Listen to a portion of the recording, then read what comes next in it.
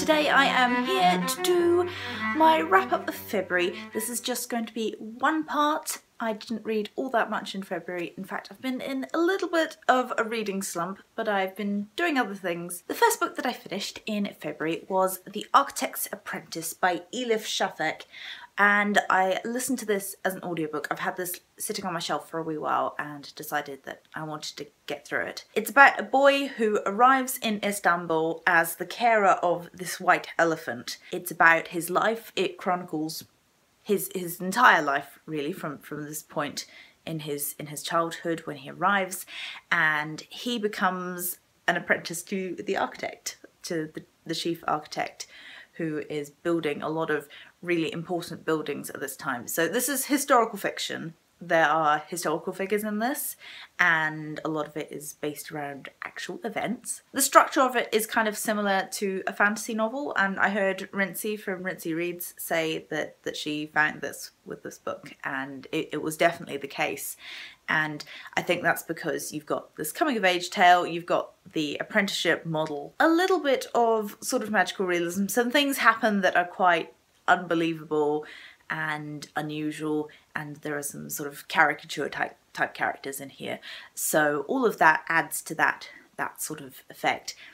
Overall, I wasn't enamored with this. I gave it a sort of 3-star, 2.5, 3-star. It was enjoyable, but it hasn't really stuck with me, and I don't think it's one that I would want to read again. I enjoyed many aspects of it, and I enjoyed the scope of it, but yeah, overall, it wasn't all that memorable for me. The second book was a poetry collection, which is A Loop of Jade by Sarah Howe, which won the T.S. Eliot Award, and so this has had quite a lot of buzz recently. I knew about this because we've been selling lots of them at the shop, and it's been talked about a lot in the media recently, and I read the first poem and thought, yep, this is one that I want to read. So not all of them lived up to the first poem for me, but many of them did. Poetry is something that's very difficult to rate, and especially when it's a collection. It's like when you have a short story collection. Some of them you're going to like more than others. That's always the way. So some of these didn't really stick with me that much, but the overall impression that I got from it was good. The themes that she covers have a lot to do with identity, and particularly her identity being Chinese and living in the UK.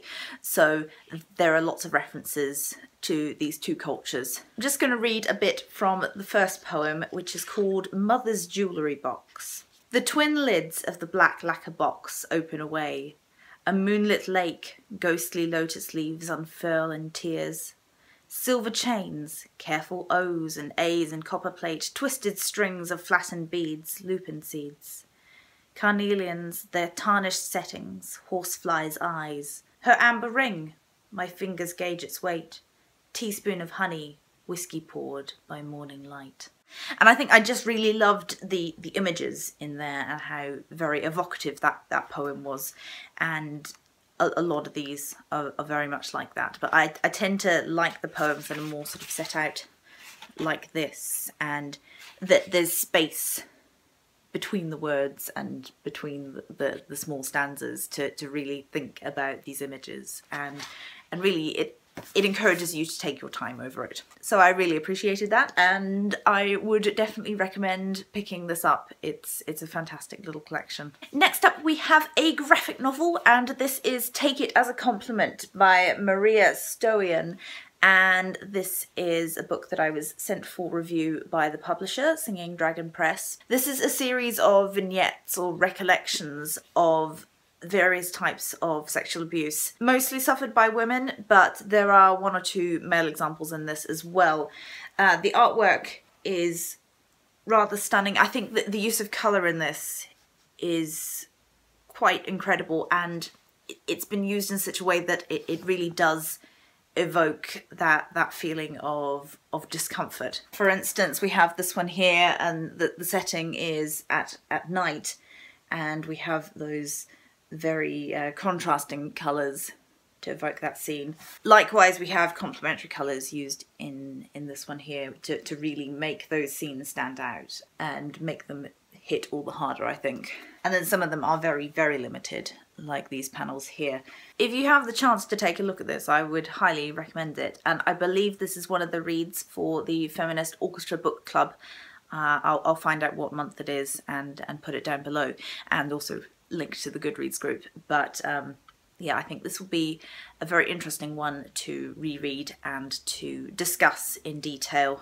I've read quite a lot of feminist literature in sort of essay form and recollections, but never in graphic novel form quite like this. So this is yeah, one that I would definitely recommend. Then we have another graphic novel, and this one is just so beautiful. It is all in black and white, at least the inside panels are. Obviously the cover has a bit more colour on it, but this is The End of Summer by Tilly Walden, and I talked about this in my haul, but just the artwork is, I love it. I absolutely love it. The sense of space and kind of majesty of these spaces that she creates is just something else. So we have panels like this, and it's all set within this one setting, which is, it's quite claustrophobic in some ways because it's all set within this sort of cathedral-like place, but at the same time it has this feeling of space, so that's quite contradictory.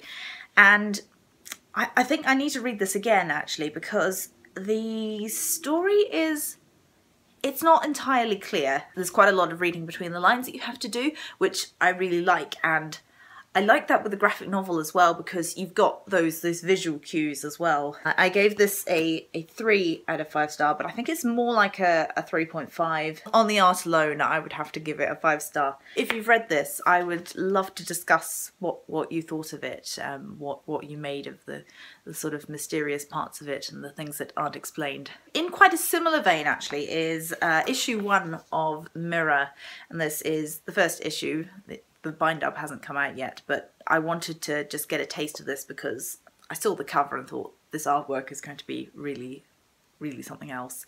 And I was right. Oh, I was so right. It's just beautiful. And again, I talked about this in my haul, but the panels, the use of composition, and these sort of shattered panels as well, like these, you just end up with all these really complex pages. And this is another one where it's so confusing, and I don't know what's going on in this.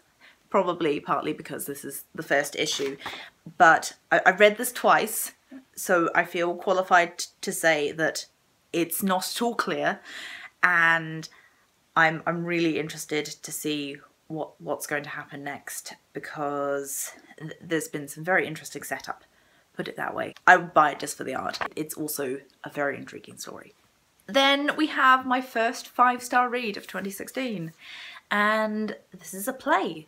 And I haven't read a play for years, since I was at university, and oh, I just adored this, and it made me cry oh so much.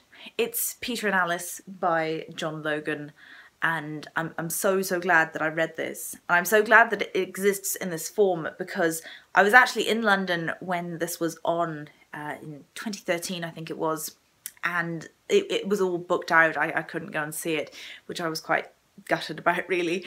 And this, oh, it would have been amazing to see on the stage, but at the same time it's great to read a play and imagine the staging for yourself, because it leaves that space for you to do that in a way that novels don't. There are some clips on YouTube as well of the actual play, and I would recommend looking at those if you're going to read it. I had a look at that afterwards, and some of it lined up with what I imagined, but some of it was more sort of elaborate. The play is about the imagined meeting of Alice Hargraves, the original Alice in Wonderland, and Peter Llewellyn-Davies, who was the inspiration for Peter Pan. Apparently they did meet in real life, and that historical moment is what spurred the writing of this play. So you have the two characters of Peter and Alice, and then you have Peter Pan and Alice in Wonderland turning up, and they talk to each other, they interact with the two main characters. You also have J.M. Barrie and Lewis Carroll come in as sort of ghosts or memories. And at its core, this is about growing up and the inevitability of growing up. Having read both Alice in Wonderland and Peter Pan, and having grown up with those, as so many people have, I mean, this is just, if you love Peter Pan or Alice in Wonderland, or even better, both, then I highly, highly recommend picking this up. It will pull at your heartstrings, it will probably tear your heartstrings apart, but it's so worth it, and yeah, 5-star read.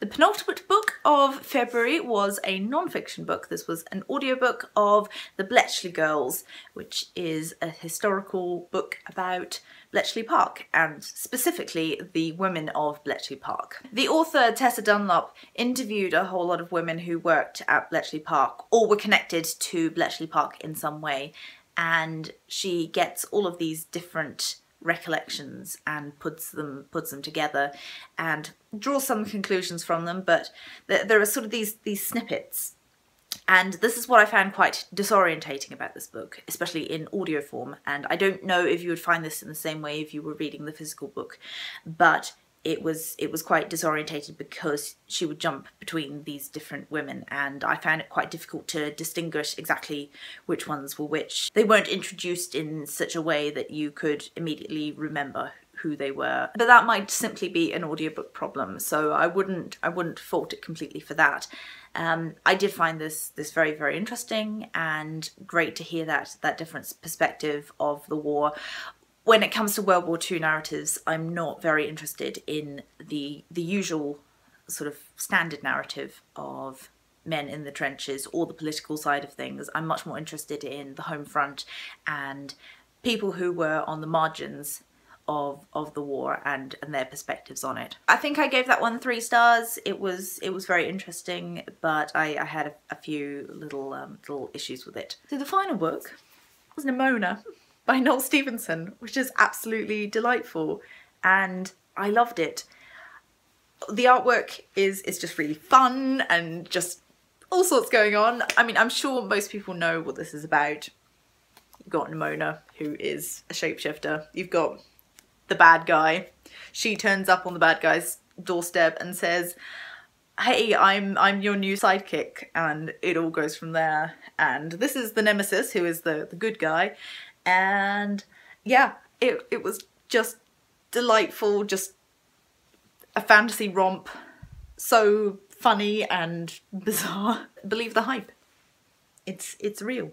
I only had one issue with it, which is a major spoiler, so I can't give it away, but that prevented me from giving it 5 stars. But as it is, I mean, highly recommend, and I'm very excited to read more of Noel Stevenson's stuff. I have Lumberjanes on my shelf. So hooray hurrah, there we are. Those are all the books that I read in February. If you have any questions about these or want to chat, then you can do so in the comments as per usual. I don't imagine that my March reads will be any bigger than this. I've got hooked on a couple of podcasts, so that's taking up my audio time. In case you don't know, I usually listen to quite a number of audiobooks. So as always, thank you very much for watching, and I shall see you next time. Bye!